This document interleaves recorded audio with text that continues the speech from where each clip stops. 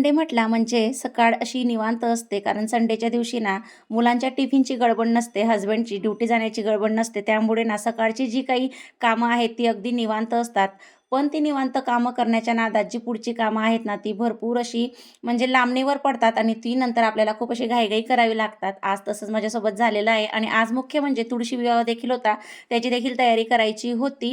तर ते मी आज तुमच्यासोबत शेअर करणार आहे. तर हाय, हॅलो, नमस्कार. मी तेजश्री स्वागत करते तुमचं माझ्या न्यू ब्लॉगमध्ये. तर कशा आहेत सगळे? अपेक्षा करते सगळेजण मजेत असतील आणि आनंदात असतील. तर आज सकाळी थोडं उशिरा उठल्यामुळे जी काही कामं होती ना ती पटापट आवरली आणि त्यानंतर मी डायरेक्ट कपडे प्रेस करताना ब्लॉग सुरू केलेला आहे. तर आज मला जायचं होतं बाहेर मंदिरावर. तर तिथे जाण्यासाठी मी जो ड्रेस मला घालायचा होता तो प्रेस वगैरे करून घेतला. तसे भरपूर ड्रेस प्रेस करून होते, पण मला तोच घालायचा होता म्हणून मग मी ती कुर्ती काढली, प्रेस केली. मशीनला कपडे वगैरे लावलेले होते त्यामुळे वरती आली पाणी चेक करायला. कारण आमचं आहे ना इथं भरपूर असा आता पाण्याचा प्रॉब्लेम येतोय. तर त्यामुळे म्हटलं चला आपण बघून येऊया पाणी वरती किती आहे. नाहीतर मग खालून जे हळू पाणी चालतं ना तिथून मी भरून मशीनमध्ये 2-3 बकेट टाकून देते. म्हणजे तेवढंच पाणी मग वाचतं माझं ते वरच्या टाकीचं. त्यामुळे पाहून आली तर अर्धी टाकी होती, म्हणजे अर्धीला थोडी कमी झालेली होती. पण मग राहू दिलं कारण बाहेर जाण्याची देखील घाई होती आणि आज उपवास असल्यामुळे मला साबुदाणे वगैरे देखील बनवायचे होते आणि फौजींची अशी पूर्ण दिवस सुट्टी नसते. ते थोडा वेळ काढून आम्हाला बाहेर घेऊन जातात आणि पुन्हा त्यांना ड्युटीला जावं लागतं. शेंगदाणे भाजायला जसे पण टाकले तशी लगेच ही बाहेर पाण्याची गाडी आली आणि तिथं आज करायचे होते पैसे पे. तर माझ्याकडे तर काही कॅश नव्हती म्हणून फोनपे करायला गॅस बंद केला आणि तिकडे गेली मी फोनपे करायला. पैसे तिकडे पे केले, पुन्हा आली, पुन्हा गॅस चालू केला. तोपर्यंत तवा पूर्णपणे थंड झाला होता.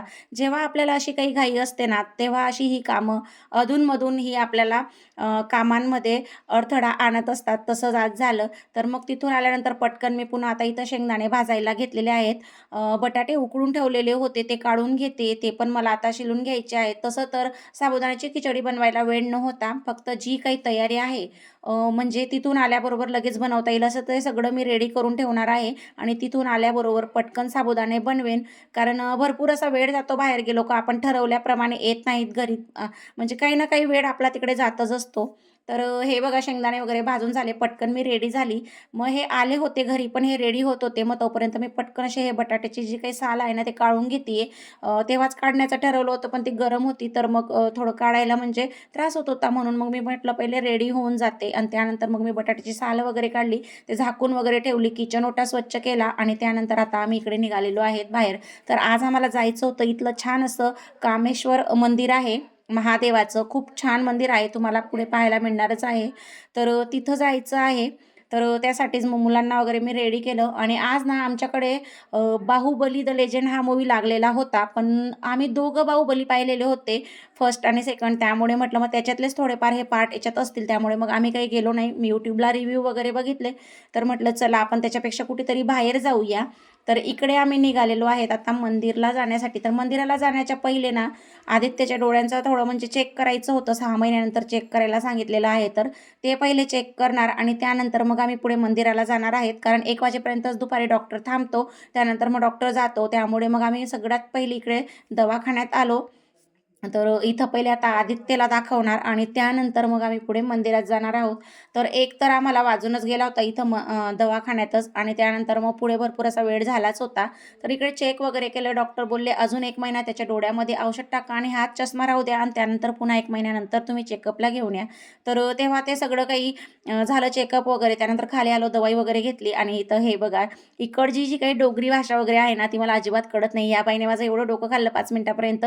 ती काय सांगत होती ते मला कळतच नव्हतं. मग मी नंतर काय केलं फौजींकडे तिला पाठवून दिलं. तर यांना थोडी-थोडी तिची भाषा समजली पण मला अजिबात समजली नव्हती. तिथून निघालो, इकडे आलो मंदिरात. मंदिर खूप छान आहे. इथं ना छान अशी गोशाळा वगैरे पण आहे आणि गोशाळा ना खालच्या साईडला आहे. ती काय आम्ही पाहायला गेलो नव्हतो. फक्त इकडे वरती मंदिर वगैरे ते जे काही आजूबाजूचा जो काही परिसर होता तो छान होता ते पाहिलं.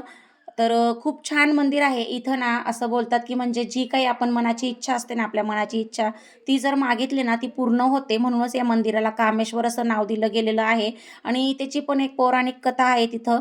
तुम्हाला मी पुढे बोर्ड दाखवेलच. तर ती आहे त्याच्यात, म्हणजे कसं काय घडलेलं आहे हे मंदिराचा जो काही इतिहास आहे ना, तो तिथे लिहिलेला आहे. तर आम्ही पहिले दर्शन घेतलं आणि त्यानंतर तिकडे गेलो होतो. आणि आज झालं असं, आज एकादशी होती ना, त्यामुळे इथं छान असं मंदिराची साफसफाई चालू होती, सजावट चालू होती. कारण संध्याकाळी इथं कार्यक्रम सुरू होणार होता. पण आम्हाला माहिती नव्हतं म्हणून आम्ही सकाळीच येऊन गेलो. आणि माहिती असल्यावर सुद्धा ना, फौजींना संध्याकाळचा टाईम नसतो, त्यांची ड्युटी असते. त्यामुळे म्हणजे सायंकाळचं जरा आमचं कॅन्सलच असतं बाहेर जाणं येणं. दुपारी म्हणजे 3 वाजेच्या पहिलेच सगळं काही करून घ्यावं लागतं. तर हे बघा, इथं सगळं मंदिर स्वच्छ वगैरे करायचं चालू आहे. मंदिराच्या समोरच भरपूर अशा शनी महाराजाच्या मूर्त्या होत्या. तिथं यांनी दर्शन वगैरे घेतलं. बाहेर एक मोठी शिवलिंग होती.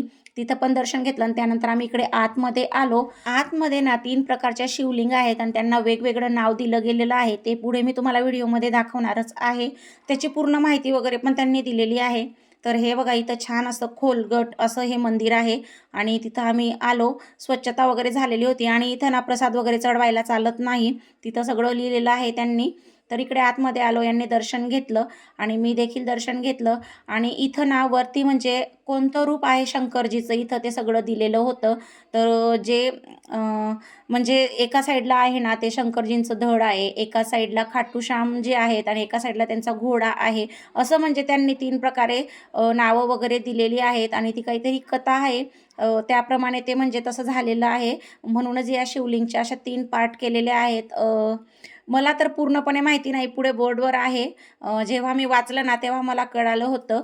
तर भरपूर मोठं आहे ते, असं लक्षात राहण्यासारखं पण नाही आहे. नाहीतर मी तुम्हाला इथं नक्की सांगितलं असतं.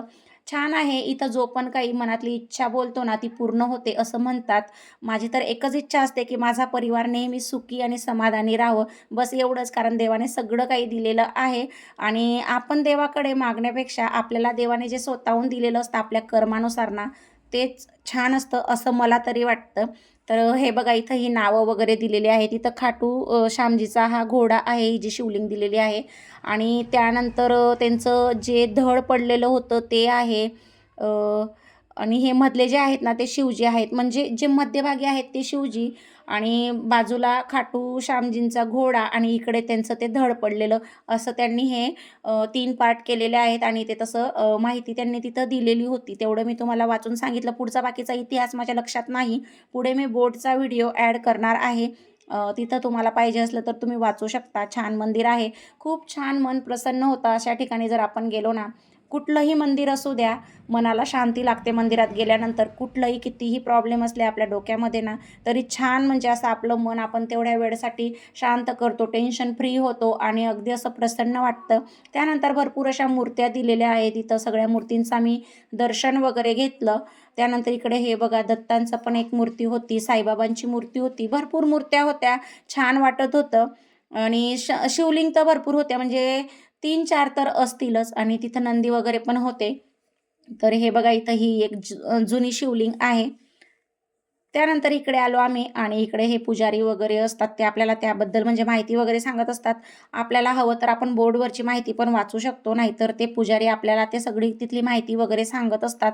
आणि आपल्याला आपण जर प्रसाद वगैरे आणलेला नसतो ना, तर तिथं दानपेटी दिलेली असते. तर आपल्या इच्छेनुसार आपण तिथं पैसे वगैरे दान करू शकतो. प्रसाद वगैरे नाही चढवला जात वाटतं, का आजच्याच दिवस होतं एवढं मला माहिती नाही, पण तिथं लिहिलेलं होतं, की प्रसाद वगैरे आतमध्ये घेऊन म्हणजे जायचा नसतो असं.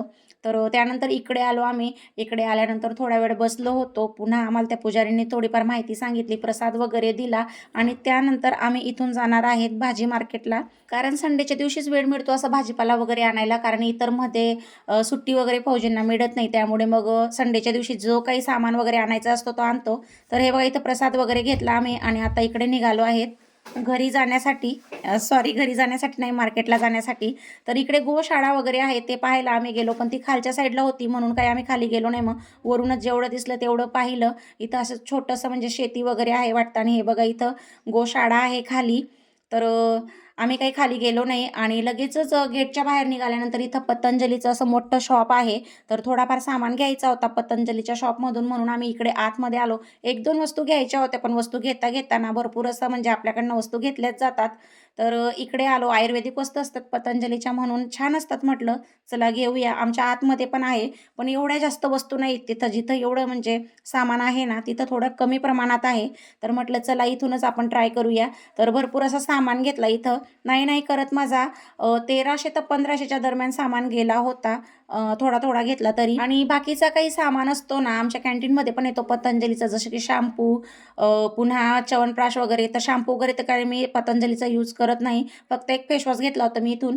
आणि च्यवनप्राश वगैरे आम्ही कॅन्टीनमधूनच घेतो, कारण तिथं आम्हाला थोडं सोयीस्कर पडतं. इथं जेवढी त्याची किंमत असेल ना तेवढ्याच किमतीनुसार आपल्याला इथं सामान भेटतो, म्हणून जे आमच्या कॅन्टीनमध्ये मिळत नाही तेवढंच सामान मी इथून घेतलं होतं. तरी पण ते हळूहळू करत करत भरपूर असं सामान झालंच होतं.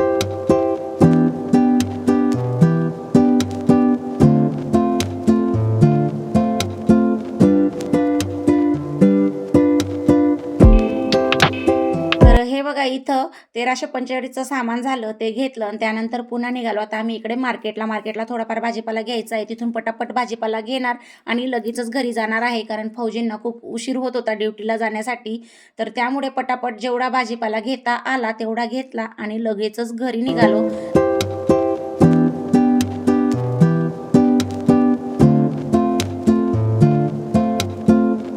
संडेच्या दिवशी मार्केटमध्ये भरपूर अशी गर्दी असते आणि ते गर्दी बघूनच खूप इरिटेट व्हायला लागतं. तर पटकन आम्ही तिथून सामान घेतलं आणि इकडे आलो हलवाईच्या दुकानावर. इथून थोडं सामान घ्यायचं होतं मुलांसाठी, काही पनीर वगैरे घ्यायचं होतं. तर मुलांना आलू टिक्की आणि समोसे वगैरे आवडतात, ते घेतले. त्यानंतर घरी आल्याबरोबर लगेचच मी इथं आता घेतलेली आहे साबुदाण्याची खिचडी बनवायला, कारण फौजींना लगेचच ड्युटीला जायचं होतं. ते कपडे वगैरे चेंज करत होते तोपर्यंत मी बाकीची पुढची तयारी केली आणि ते पण मला इथं थोडं हेल्प करण्यासाठी आले किचनमध्ये, कारण त्यांना वेळ होत होता. तर मी ना साबुदाण्याची खिचडी वगैरे बनवून लगेचच टिफिनमध्ये पॅक करून देणार आहे, कारण त्यांना घरी खायला वेळच नव्हता. 3 वाजेपर्यंत त्यांना तिथं जायचं होतं, म्हणून पटकन साबुदाण्याची खिचडी बनवली, पॅक केली आणि ते ड्युटीला गेले. आणि सकाळी जे काही कपडे मी मशीनला लावून गेली होती ना, ती मी आता इथं वाळत टाकते. तसं तर आज ऊन व्यवस्थित नव्हतं, वाळणार नव्हती कपडे, पण म्हटलं 1-2 तास जरी बाहेर राहिली तर हवेने थोडे ड्राय होतील, नंतर घरात मग आपल्याला टाकता येतात. आणि आज तुळशी विवाह होतं, त्यामुळे मग मला पुढची तयारी पण करायची होती. पटकन इथं कपडे वाळत घातली. संध्याकाळची जी काही कामं वगैरे होती ती आवरली आणि लगेचच मी रांगोळी वगैरे काढायला घेणार आहे. कारण आज तुळशी विवाह म्हटल्यावर थोडंफार म्हणजे स्पेशल पूजा झालीच पाहिजे. तसं तर पूर्ण विधीप्रमाणे मला माहिती नाही ही पूजा. मला जशी जमेल तशी मी करणार आहे. तर इथं मी आता आजूबाजू सगळी जागा वगैरे पुसून घेणार आहे आणि त्यानंतर रांगोळी वगैरे काढणार. तसं तर ओटा धुवून घेतला असता, पण ऊन नाही आहे, त्यामुळे वाढणार पण नाही लवकर. त्यामुळे मग मी फक्त असं ओल्या कपड्याने पुसून घेतलेलं आहे आणि लगेचच रांगोळी वगैरे काढून घेणार आहे. तर कुठे कुठे ना एकादशीच्या दिवशी तुळशीचं लग्न लावत नाहीत, पण आमच्या खानदेशामध्ये ना एकादशीच्या दिवशीच लग्न लावतात तुळशीचं. त्यामुळे मी आजच पूजा करून घेणार आहे. तर ही पूजा कोणी कोणी 5 दिवसापर्यंत करू शकतं, कोणी कोणी रोजच करतं, कोणी फक्त या 5 दिवसांमधून 1 दिवस करतं. तसं तर आपण रोजच तुळशीची पूजा करतच असतो, पण ज्या दिवशी तुळशी विवाह असतो त्या दिवशी थोडी स्पेशल पूजा करतो, एवढंच असतं. त्यानंतर मी आता इथं छोटीशी अशी रांगोळी ड्रॉ करून घेतली होती पहिले चॉकने, आणि ती आता कलर वगैरे भरून रेडी करून घेणार आणि त्यानंतर मी पुढची पूजा वगैरे करणार आहे. साडी वगैरे नेसली असती, पण सकाळी म्हटलं कुर्ती वगैरे घातलेली आहे छानच, त्यामुळे मग मी काही साडी वगैरे नेसली नाही आहे. त्या कपड्यांमध्ये छान अशी रेडी झाली आणि पूजा वगैरे करून घेणार आहे. तर हे बघा इथं छान अशी छोटीशी रांगोळी काढली मी तुळशी वृंदावनची, आणि आता दिवे वगैरे लावून घेणार आणि त्यानंतर मी पूजा करून घेणार आहे. तर ही बघा ही एक म्हणजे ओढणी मी मागवलेली होती. तर इकडे असं म्हणजे ओढणी वगैरे टाकून पूजा वगैरे करत असतात. आपल्याकडे ऊस वगैरे लावतात, तर ते तर काही इथं म्हणजे आणता आले नाहीत मला. तसं मार्केटमध्ये होते, पण स्कूटीवर आम्ही 4 जण होतो आणि पकडता पण आलं नसतं आणि आपल्याला ते पूर्णपणे माहिती पण नसतं कसं काय करायचं, म्हणून जेवढं माहिती तेवढंच करायचं म्हटलं. म्हणून मग मी ही ओढणी वगैरे आणलेली होती, ती व्यवस्थित असं तुळशीवर पांघरून दिली. त्यानंतर आता इथं मी दिवे वगैरे लावून पूजा वगैरे करून घेणार आहे.